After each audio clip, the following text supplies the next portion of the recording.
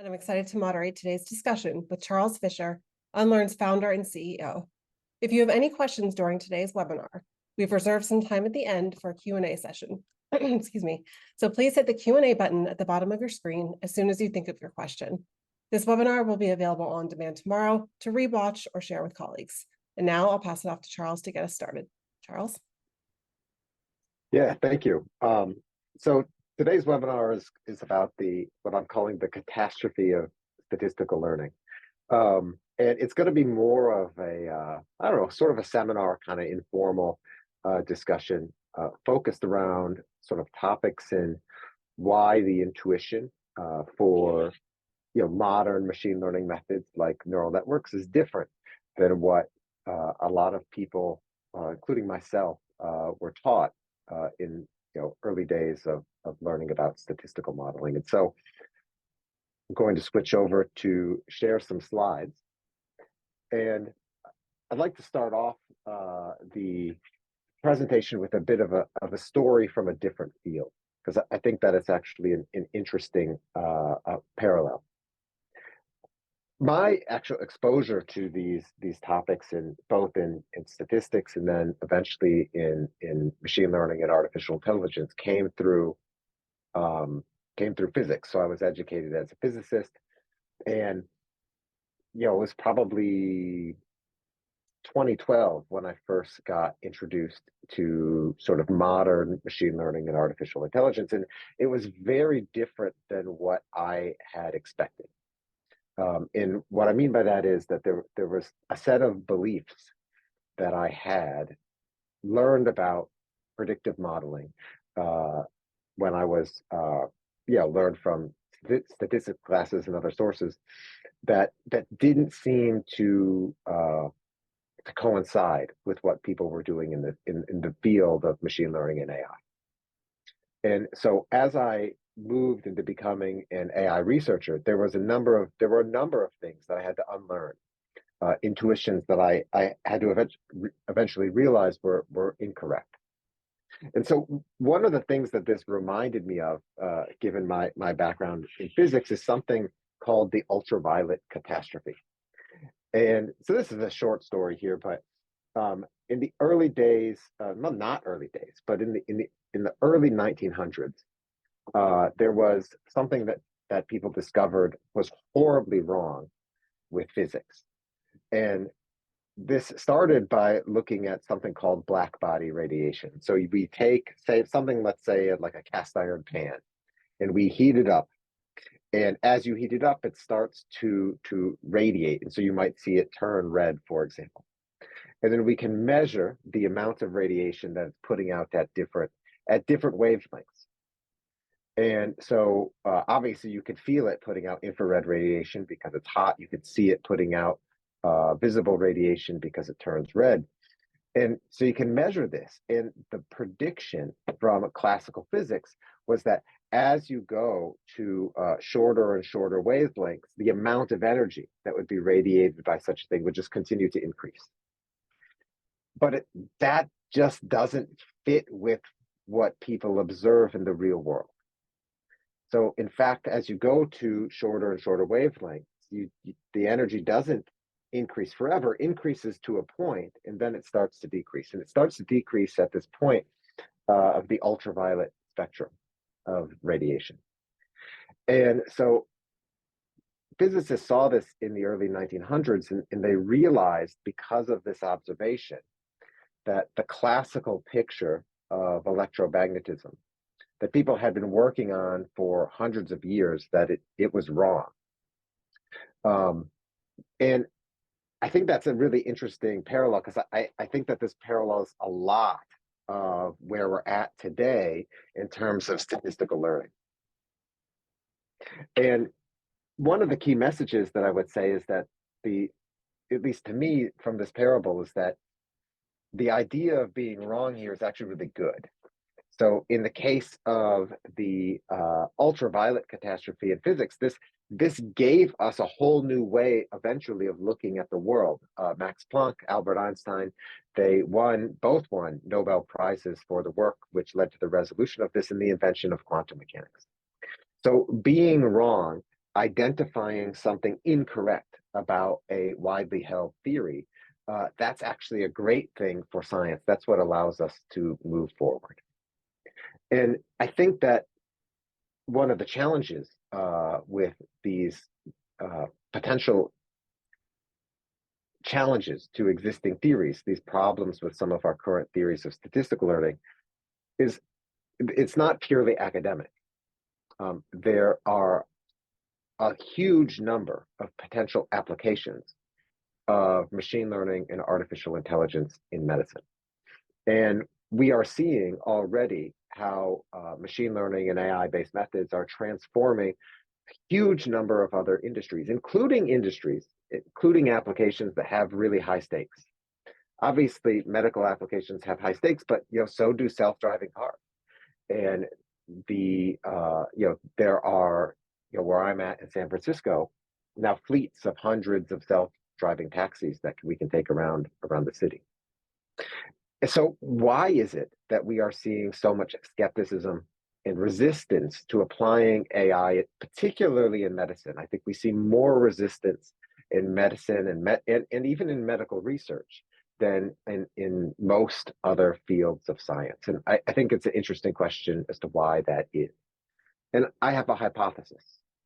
To explain the hypothesis, I want to talk about these three different eras of predictive modeling. So we could think about ways of building predictive models on a kind of 2x2 grid. So on the vertical axis at the bottom, I'll think about building very small parsimonious models. So models that have just a couple or handful of parameters. And at the top, I think about training really, really big models. These might be things that have millions or even billions of parameters. And then along the horizontal axis, I'll think about towards the left, models that are really specialized. So I'll build a model that's going to make a prediction of one specific task. And on the right, models that are more general. So these are going to be things that are able to make predictions about a wide variety of tasks, and that are trained on large, diverse data sets. So I think that we've gone through three different eras of kind of machine learning. And the first era lasted for a really long time, from starting with kind of the birth of machine learning in maybe the 50s, sort of as soon as computers became available for this kind of modeling, all the way up through the 70s, 80s, 90s, and 2000s. People were building small, specialized models. And then in the 2010s, with the development of, say, deep learning, people started to build big specialized models. And lastly, in the current era, in the 2020s, we are now developing the capability of building really big general models. And each one of these transitions from small specialized models to big specialized models to big general models it's not just been something where the methods we are using are different, but the results that we are getting are qualitatively different. We are seeing dramatic improvements in results and discovering really interesting new capabilities out of these kinds of AI and machine learning models. We can think about these eras in terms of different types of techniques that were popular. So if you think about the era of small specialized models, this is where people are using linear models, logistic regression, linear regression, decision trees like CART or random forests, support vector machines, things like that. Then we had this transition again in the 2010s, the era of big specialized models, when deep neural networks really first became functional. And then now currently the era of big general models. And for the most part, these models architecturally are transformers, but there may be other types of things that could work there as well. And I think, so my hypothesis for why AI and machine learning methods are being adopted more slowly in medicine than in other areas is actually that predictive modeling has a rich tradition in medicine, in medical research. There's a huge amount. I mean, there are tens of thousands of papers of people building different types of clinical prediction models. And every researcher in academia and in pharmaceutical sciences, they have a huge work on predictive modeling.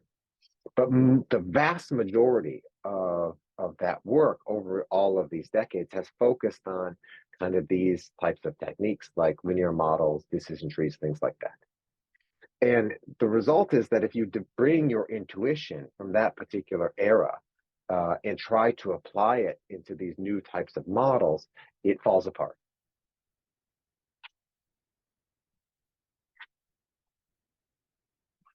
So here are a handful of things that when I first encountered machine learning and AI methods, these are some things that I used to believe. So one, I used to believe that models with many parameters, really big models, are likely to overfit. They're likely to overfit the training set. Another thing that I used to believe is that the parameters in a model should be interpretable.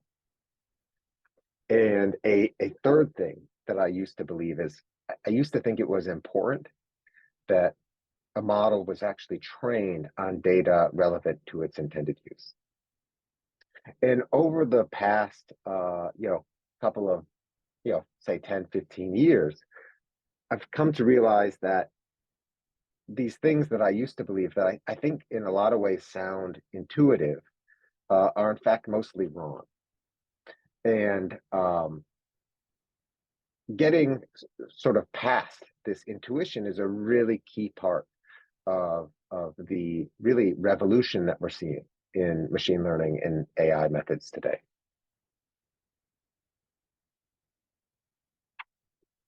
And that brings me to this kind of analogy that I had for the catastrophe of deep learning. Again, building on that analogy at the beginning of the ultraviolet catastrophe in physics. There is this picture, kind of classical picture of predictive modeling, where along, say, the horizontal axis here, we have the number of parameters in a model, probably relative to the number of samples of the data set. And along the y-axis, I'm going to plot the error that I'm making. And the classical picture is that as we increase the size of the model, so we're going to add more and more parameters into our predictive model, that the error that we see in the training set, so we're training the model on a certain kind on data, that will decrease. And so as we add more and more and more parameters, we are able to capture more and more of the patterns that we see in our training set. But the classical picture also says that there's going to be a sweet spot, a point where we get the best predictions on new data. And so we have these kind of two regimes. There is a regime in which our model is too small because it is underfitting to the training set.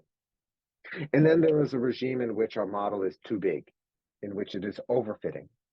And we would expect that as we make our model bigger and bigger and bigger, that the error we would make on new data also gets bigger and bigger. That the ability for our model to make predictions that generalize gets worse as it gets bigger. This is kind of the classical picture that a lot of people think about. And so there is, always talk about overfitting and about having models that are too big and too complex. But this picture is incomplete. What people have discovered is much like the what we saw in the sort of the ultraviolet spectrum.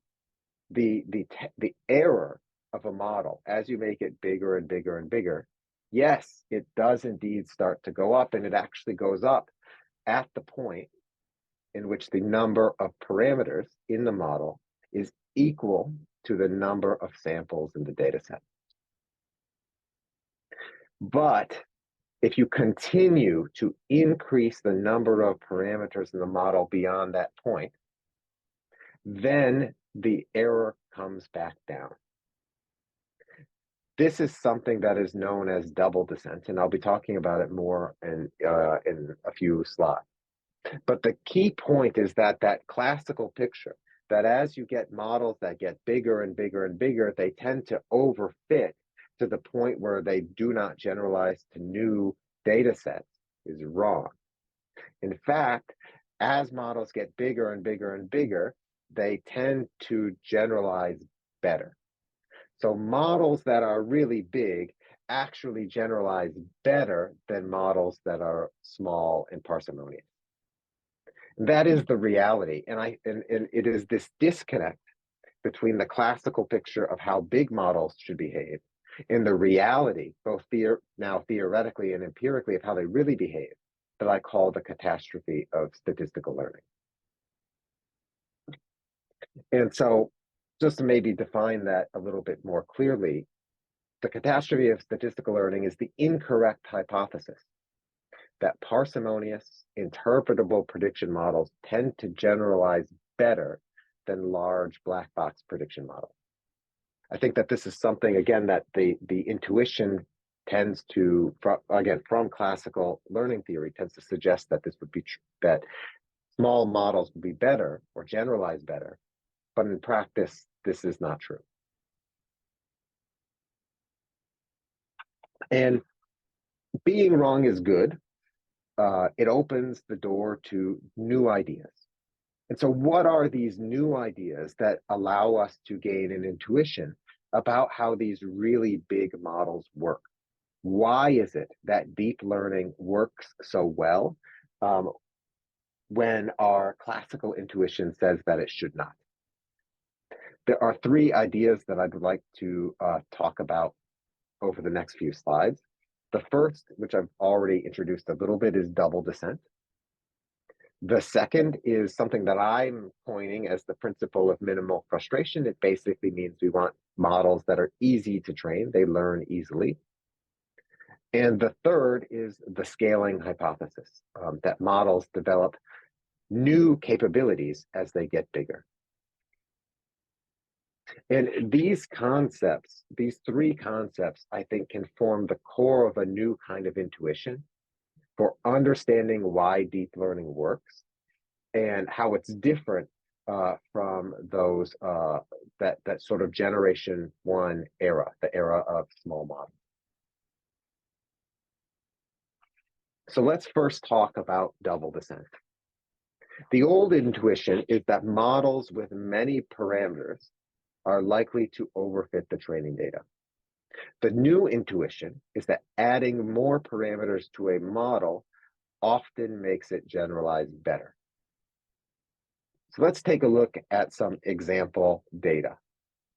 So this is an example where some people have trained a neural network, and we're increasing the number of parameters in the neural network along the x-axis.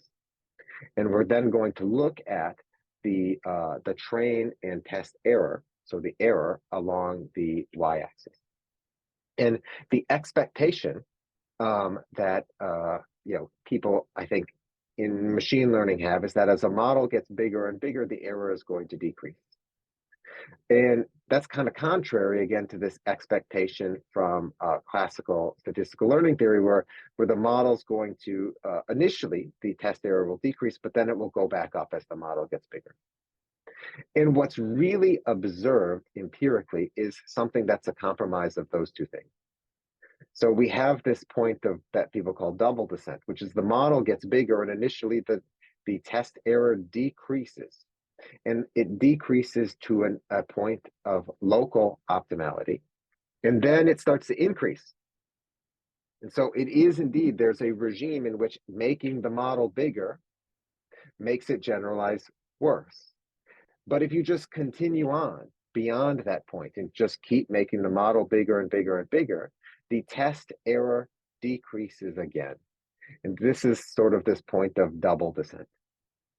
And we end up with a situation that by making the model bigger and bigger and bigger and bigger, we end up building something that generalizes better than the small parsimonious model. And so this is an empirical fact. These are actual data from trained models. And the links, or they're kind of faint, but there are links to the publications in the bottom of the slides. Double descent is an interesting situation because the point at which you have the maximum error, and to some degree with it in your model, happens right about the point where you're able to memorize your entire training set. So the basic idea here is that as we increase our model, we have this kind of bias variance trade-off, that as our model gets bigger, we start to decrease the training error. We will decrease that to the point where our model is so big that it has enough parameters to perfectly predict every single point in the training set. So it memorizes the entire training distribution. And that point where it's just capable of doing that is the worst of all of the points.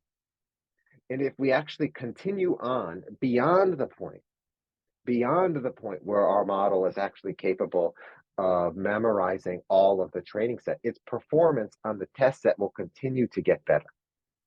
So we build models that are much, much larger than necessary to memorize the entire training set. So you might think about the kind of a way of thinking about these types of really large models that we want to memorize, and then we're going to regularize the problem later to allow us to generalize really well. So, but we're actually building models that are so big that they can memorize everything in the training set. Now, there's something else here that's really interesting and counterintuitive, which is that the way of thinking about model size, a model has to have many or fewer parameters relative to something. And that something is the number of samples in your data set. And when you are in this critical regime where the number of parameters that you have in your model is approximately the same as the number of samples that you have in your data set, adding more data to the training set makes your model generalize worse. It learns worse by adding more data. So it is actually not the case that having more data always makes your model better. There is a regime in which learning from more data actually makes your model worse. It's a very counterintuitive result, but it is something that, again, is empirically true. So from double descent, we have this really, really interesting phenomenon, which is that we can train models with many more parameters than is required to actually memorize every single example in the training set. And we can still be fairly confident that these models will not overfit, that they will actually generalize well to new unseen data points, which is really interesting and, again, super duper counterintuitive. I think sometimes for people who first see this because it's so counterintuitive, it seems I don't know, it seems hard to believe, but it is true. Double descent, this phenomenon, is widely observed both empirically and theoretically across a variety of prediction models in various contexts. So here are 4 of the well-known publications about double descent. I tried to order them by date, but these things are all, it's now really quite well known. Discovered, interestingly, only probably in, say, the last 5 years. So this phenomenon of double descent is a really new, incredibly interesting fact that people have discovered looking at these large over-parameterized models. And I think it's a big challenge to classical statistical learning theory to be able to explain these new empirical phenomena. So if we are training models that are so big that they have more than enough parameters to memorize the entire training set, what are those extra parameters doing? Like, why would you do that? Why do you need to have all of these extra parameters? They're not training, like they're not learning anything from the data set. So what exactly is it that they are doing? It's actually a really bizarre thought, right? It's absorbed all of the information in the training set, but yet adding more and more parameters still does something to make the model better. How could that be? What are these parameters doing? So this is where I would come to the second thing, which is what I call the principle of minimal frustration. And so this old intuition that we get from the era of small specialized models is that we want the parameters in a model to be interpretable. So if you think about like a linear regression, we say that the coefficient in a linear regression translates a change in x into a change in y. So it tells us if x changes by 1 standard deviation, how much change in y do we expect to see? So it's a directly interpretable parameter. But now we're training these giant models with huge numbers of parameters that people call black boxes in kind of a pejorative sense. But the truth is that lots and lots of these parameters have nothing to do with making the predictions themselves. Instead, they exist in order to make the model trainable. They make it easier for these models to learn. They are only really active during the process of training. Once the model is trained and you're using it, they're no longer important. And the result is that it makes it that this fact that many of the parameters are there to help the model learn makes it really difficult to directly interpret the model parameters in terms of what they mean for a prediction. So here's an experiment that I think is really interesting. This is something that people now call the lottery ticket hypothesis. And the idea here is that we're going to train a really big neural network with a huge number of parameters. And we're going to train it through this double descent phase where we have a really giant model that memorizes the training set and that generalizes well.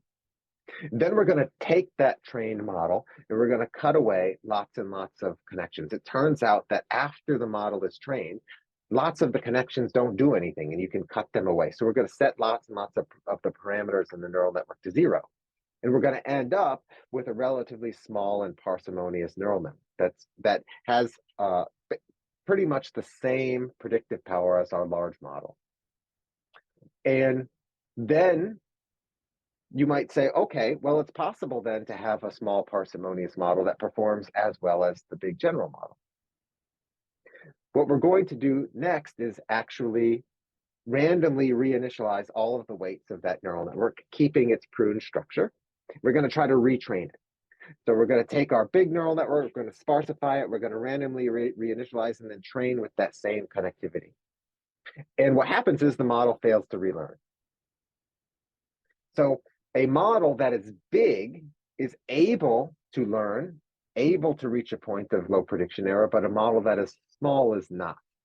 By making the model small, it's not capable of actually relearning the point, even though in principle, it should be able to relearn exactly those same set of parameters. It can't do it anymore.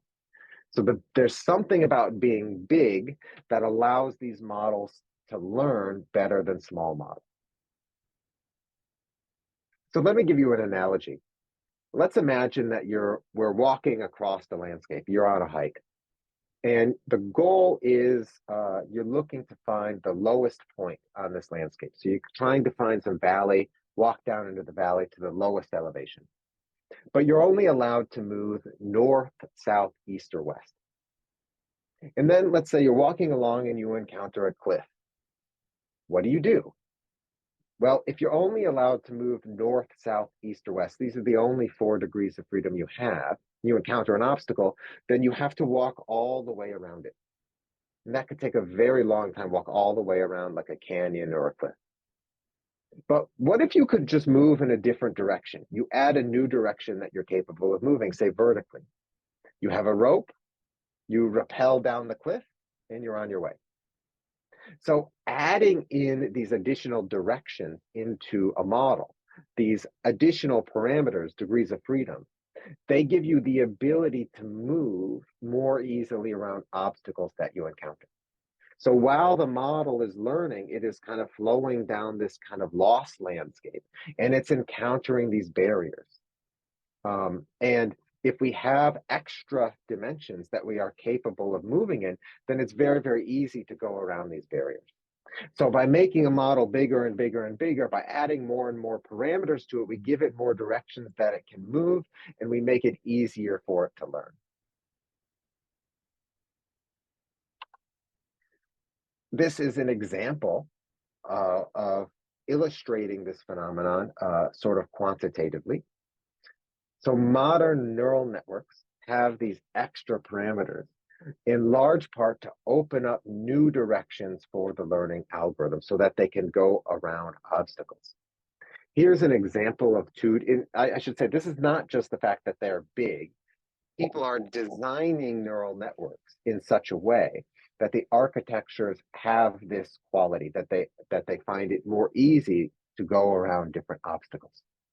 So here's an example where we're looking at a projection, basically, of a loss landscape, of a sort of neural network here on the left, which does not have a certain architectural component, and then a different neural network on the right that adds in some additional connections to the neural network to make it learn better. And what we can see is that by adding in these additional features, we are able to smooth the loss landscape in such a way that the algorithms that these networks use to learn. So if you could imagine yourself sort of you're in a car and you're trying to drive across these two surfaces, well, then the surface on the right is going to be way easier to move along. So one piece of intuition for looking at modern neural networks, for understanding why they work well and why they need all of these huge numbers of parameters, is exactly this: that most of these parameters are not used for making specific predictions. Instead, they are there to smooth the loss landscape and make it easier to train that neural network in the first place.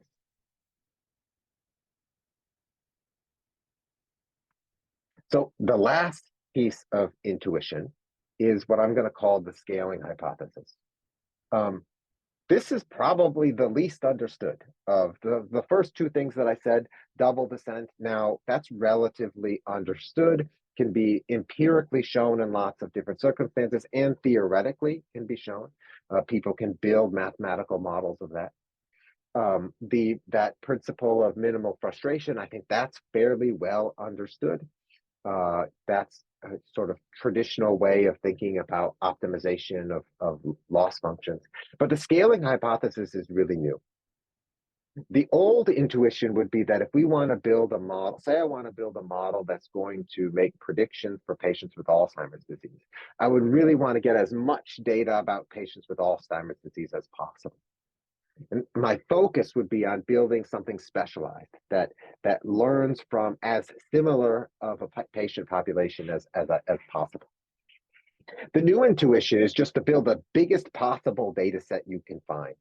that having a model that is huge and is trained on a huge amount of data, not necessarily specific to the task at hand, but that's trained on a wide variety of different tasks, that more general model will typically be better than one that is specialized. And that as you scale up the size of the model and the data sets in parallel, that we're going to develop kind of these emergent capabilities, that models learn to do things we didn't even think were going to be possible necessarily. So here's some example of some data where you can see this scaling happening. So here are some data from training some what are called large language models. So these are models that are designed to essentially predict the next word in a sentence. And we're training really, really giant models to be able to predict the next word in a sentence. They use a huge amount of compute. And we can look at their test loss. How good are they at predicting these future words? As the models get bigger and bigger and bigger, so here on the right, the models have more and more and more and more parameters.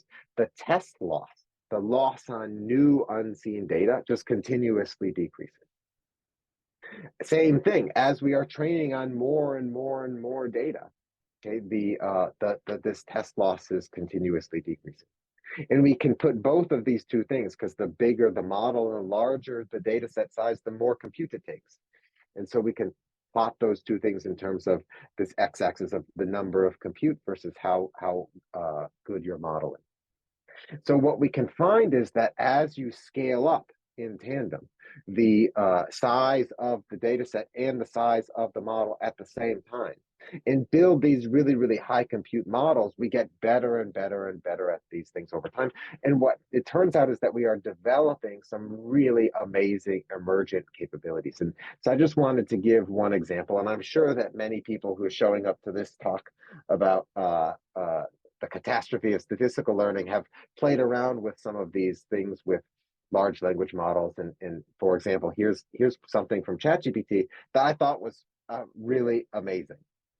So I give it the prompt: suppose you observe the following pairs of data: 0.1, 0.2, 0.8, 0.6, 1.5, and 2.1. What is your best guess for the value of y at x equal to 2? And this model that is just basically trained on predicting the next word in a sentence from a huge amount of data on mostly from the internet, goes through a step-by-step process of solving a linear regression by hand and producing a prediction for that point of y at x equal to 2. This is an example of how, as we scale up the size of the data sets and the size of the models and the amount of compute that we are using to build these big AI models, that they are actually able to generalize to new tasks that they haven't seen before. This actually even confused me a little bit when I was going through it, because it uses A as the slope and B as the intercept, and I always think about B as the slope, and it even confused me. So it's the kind of thing where it's really, I think, amazing what these big models are able to achieve. And so one of the key lessons that I think people should be looking ahead to is that the application of really large general AI models in medicine is really inevitable. It's certainly the case, and I wouldn't say otherwise, that these models today are missing some capabilities that we would like them to have. We would like these models to be able to do certain things better. And that could be in large language models. It could be large language models are just one type of these big AI models. There are going to be big AI models trained on all different kinds of data in the future. But what we can see is that if the scaling hypothesis is true, that as our computers get more powerful and data sets get bigger, then these models are just going to get better and better. And it's really an inevitable thing of having really large models trained on really large and diverse data sets. So to wrap things up, I introduced this idea of the catastrophe of statistical learning. Really that this incorrect hypothesis that parsimonious and interpretable prediction models tend to generalize better than large black box prediction models. And the intuition that I would say that this intuition, how widespread it is, really limits the adoption of these new modern machine learning methods within areas in medicine, I think. And this reminds me of something that people talk about in AI all the time. This is a famous sort of memo or blog post by Professor Richard Sutton, where he talks about the bitter lesson of AI. And he says that in the long term, it's always better to let computation find greater AI systems through search and learning algorithms, instead of trying to find them ourselves by leveraging human knowledge. The bitter lesson is based on 4 historical observations. The first, that AI researchers have often tried to build knowledge into their agents, to use human intuition in the algorithms. That this always helps in the short term, and it's personally satisfying to the researcher because when you do it, you feel like you're clever. But in the long run, this plateaus, and to be honest, it inhibits further progress.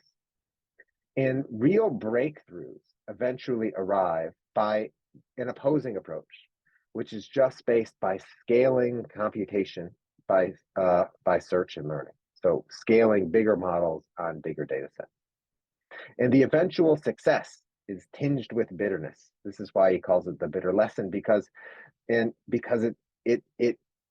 shows that this approach of just scaling tends to be better. It performs better than the human-centric approach of human-designed algorithms. And I think that this is something that every AI researcher tends to go in the wrong direction earlier in their career, try to think about how they can be clever, and eventually ends up learning that, nah, they need to do more software engineering. And that's why it's called the bitter lesson of AI. And it's certainly something that I had to learn when I first encountered these things. I was very much in the camp of trained on classical statistical learning theory, and I thought that models with many parameters were likely to overfit.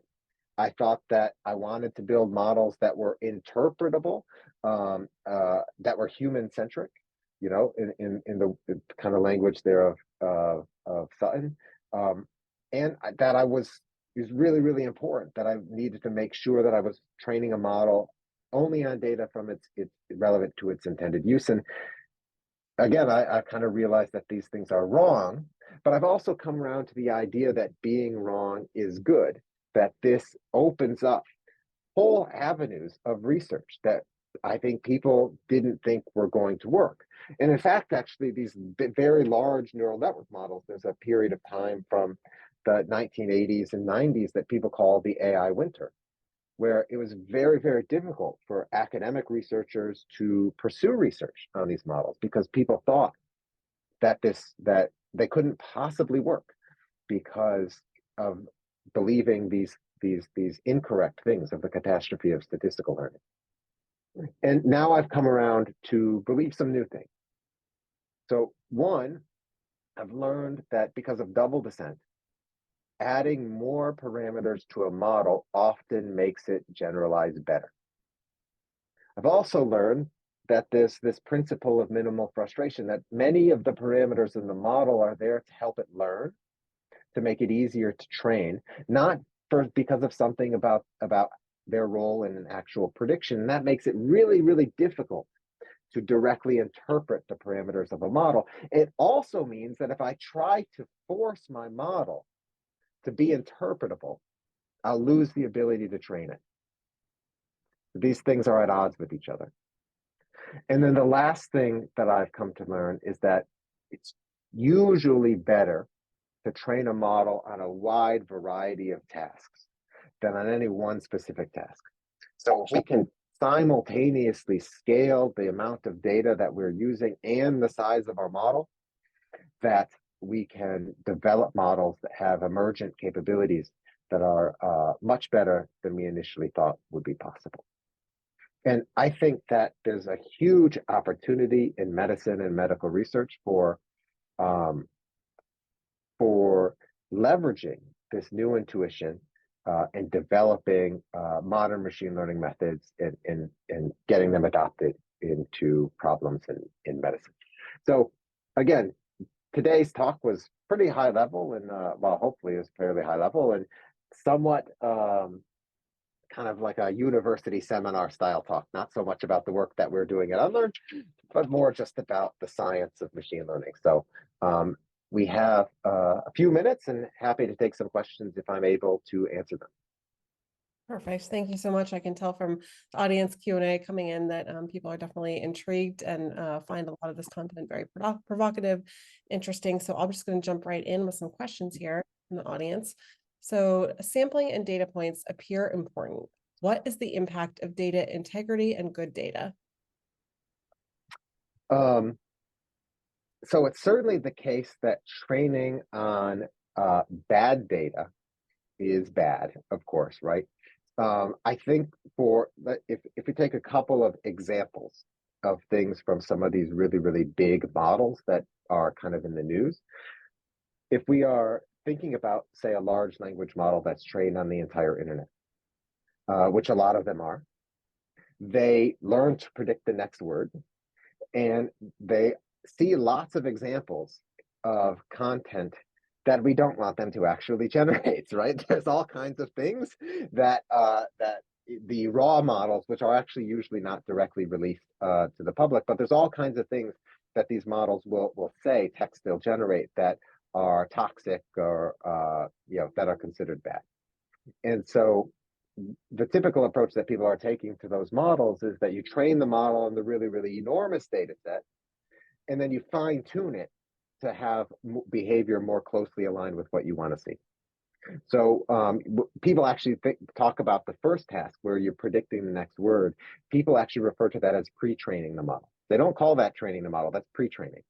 And so your first goal is to pre-train the model on this really, really giant, diverse data set, and then to fine tune it in some way on more specific tasks with a high quality. In many cases, this is human curated data, where you can almost think about the goal being the goal of the data set is to teach the model. It's almost a little bit like the role of a researcher becomes a little bit like the role of a teacher in school, right? Like your goal is to present information to the model in such a way that it's able to learn it effectively.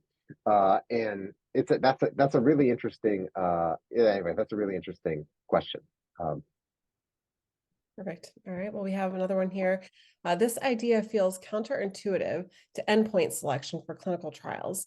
Are you tuning a method at will to suit an expected result? Well, no. So first of all, this entire presentation was just about general machine learning intuition, not necessarily about clinical trials. Obviously, Unlearn, we do a lot of work in clinical trials, but this is really just about the science of machine learning. If I were to say I'm going to apply these things to something within clinical trials, then I would take a model and I would want it to be pre-specified before that clinical trial, so that I don't have what I would use the term data set leakage.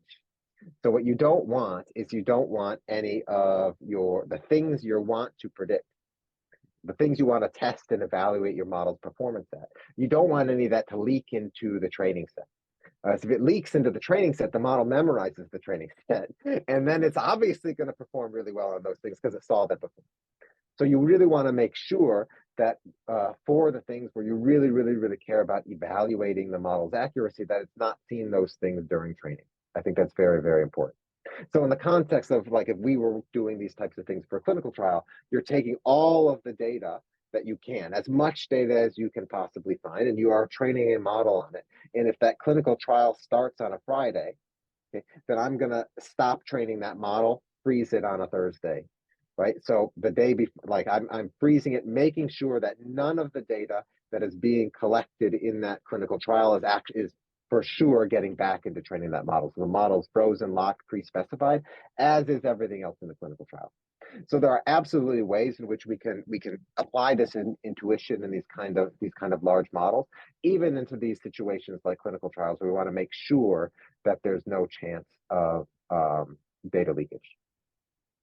All right, thank you. Another question. Classical mechanics still exists and used in various settings, although quantum mechanics has changed many perspectives. So where do you see statistical learning still applicable? Absolutely 100% true. I think that in the case in which you have a relatively small data set, a relatively specialized task, you know exactly what it is you want to predict, and where you know the features, you know the relevant features that you want to use, then applying a standard approach is, first of all, the simplest thing, and probably is going to work pretty well. I think one thing that's kind of interesting to think about is you look at what a neural network does. It has layer upon layer upon layer upon layer upon layer of mathematical operations. And what's that last layer? The one at the top, right before the output. The linear model. That's exactly actually what the last layer is. The last layer is just a linear model. And so what are all of these other earlier layers doing? They're discovering features. They're trying to figure out what are the right features that I would want to use to be able to get a good prediction out of a simple model. And that last layer is a simple model. So you can think of it as a giant feature extractor that's really complicated, and then a simple classical model on top of this giant feature extractor. But if you know the features, then you don't need that feature extractor. You just already know what they are, and you can apply it directly. Great, thank you. So next question here. Will application of large models reduce motivation to learn basic knowledge of how it works, or do you think it will help to determine how it works? Black box and a black box.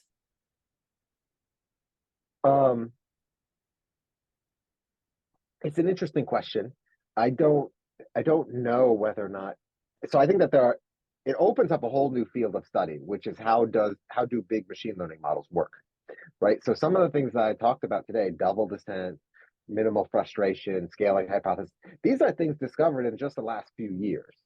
And they are active areas of research in the machine learning community. So there's a whole thing about, well, trying to better understand the theory of these complex models. That is 100% a very, very open area of study. I think there's the other question, which is saying, let's imagine we are building complex models of biological systems. Does that mean people will not want to learn biology? I suspect that it's going to change what it means to learn biology. Not that people won't want to learn biology, but they'll have a new tool and a new language for thinking about describing biological phenomena, right? So much about all of science today is very reductionist. We look at the individual pieces. And I think it's for a long time, people have recognized that what we would like to be able to do in biology is to look at the system. And so we have these fields of systems biology, for example. The problem is that human biology is incredibly complex. You have 37 trillion cells in the human body, which is 100 times the number of stars in the galaxy. So trying to build up the systems level thinking with the same tools that we've been using is probably not possible. So we need a new kind of tools that are able to operate at that scale. And I do think that these types of large models will prove to be an incredibly useful set of tools for operating at that large system scale. Again, we're still in the early days. This is, these models were popularized the first time, like we're thinking about the first most well-known application of deep learning where it became popularized 2012. So 10 years ago. Transformers, the whole architecture was invented 5 years ago. So these are things that are invented in just the last 5 to 10 years. I think it's going to be, another, decades as we see how these things play out and how they affect our intuition in biological science. Perfect, thank you. Another question here. Someone would like to hear your thoughts on the following. More data aren't necessarily richer data for building models. Fundamentally, you would expect models to be improved by exposure to more varied data, not just more data. Heterogeneity is key. In that sense, the final use of the model should matter, and the relevance of data upon which the model is trained should matter, should they not? I think the challenge is figuring out, it's absolutely true that the training data matter, right? And it's absolutely true that we want to have as big and a diverse training data set as possible. But what does that mean? So for example, let's imagine I wanted to, again, I used that example previously where I wanted to look at Alzheimer's disease. Imagine I wanted to predict progression. Well, I could start off by saying, well, I really want to only predict progression for patients who are ApoE4 homozygous, let's say. Okay, well, do I get data only from those patients, or do I get data from all Alzheimer's patients? Well, what about Huntington's or frontotemporal dementia or Parkinson's? These are kind of related diseases. They have a lot of similarities. Maybe I should also learn from those data. But there looks to be, ApoE4 is a gene involved in cholesterol metabolism. Maybe I should also include data related from cardiovascular diseases and things related to cholesterol metabolism. But there's also an immune component. There's lots of genes that are related to the immune system that seem to be related to Alzheimer's. Maybe I should include all of the immunology. And you kind of start to get to this point where you're just enlarging your space.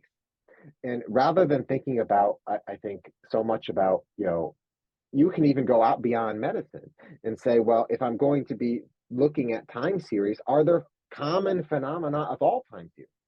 Are there things like we don't see instantaneous changes, like there's no teleportation, right? So like a person kind of their symptoms tend to change somewhat continuously in a way. And so you have even just mathematical properties. So I think that trying to think about building that biggest, broadest data set, at least for what we might think of as pre-training, and building a kind of foundation model where you're trying to put in as much broad data as possible, including synthetic data. So we might be creating computationally generated data to even train the model on. And then maybe you're fine-tuning it on data from your specific task in your specific domain. I think that's the way people tend to handle these problems today. Given that this was just discovered, yet all the stuff discovered in the last 5 years, I don't know what people will be doing 5 years from now. Sure. That's great. I think we have time for, let's see, one more question here. Can you speak to the regulatory and market implications of non-explainable, non-interpretable models? We know that FDA has allowed black box models to be used in clinical decision-making with robust validation, but it's been hard to get them to use in many instances. Users, physicians mostly, want to use technology they can understand. Yeah, I mean, I think that one of the key focuses, in my opinion, is going to be thinking really carefully about the context of use of any model, and then trying to rigorously evaluate how it works for that particular use case. So I might imagine that some really, really big model, it may be too risky. Like if I took one of these giant language models, and by the way, they can do things like you can put in a token, like a word that describes action. So you could have it describe actions it wants to take. So let's imagine I take one of these models and I have it describe the actions it would take on a controller for performing a robotic surgery. In theory, it could do that, but I might not recommend that as being the right use for that model today, right? Like that might be too risky. And on the other hand, if what you're saying is, well, maybe that same model might be used by a physician for, say, summarizing a patient's clinical notes from their medical history. So I just want a summary that I can get a quick paragraph from their medical. That model might be really good for that. And so I think it's really important that we probably focus a little bit less on the inner workings of models, because our goal should be to build models that work as good as possible for our intended use case. And so I think we should focus much, much more on the intended use case and a lot less actually on the inner workings of models and where they came from. I do think that this actually is a pretty, in a lot of ways, typical path for things in medicine. There are lots and lots, like the way we think about drugs historically, right? There's lots of medicines that we don't exactly understand their mechanism of action, but we can focus on figuring out whether they are effective for the intended use. And I think that applying that same type of intuition, that same type of approach to these problems with machine learning is going to be the best path forward. Thank you. Well, unfortunately, I know there's a ton of great questions that have come in through the Q&A, but that's all the time that we have for today. Thank you so much to everyone in the audience for tuning in. And thanks again to Charles for sharing your time and expertise. And we appreciate Unlearn AI for sponsoring the discussion at Endpoints webinars. If you would like to rewatch the webinar or share it with colleagues, a link for on-demand viewing will be sent tomorrow.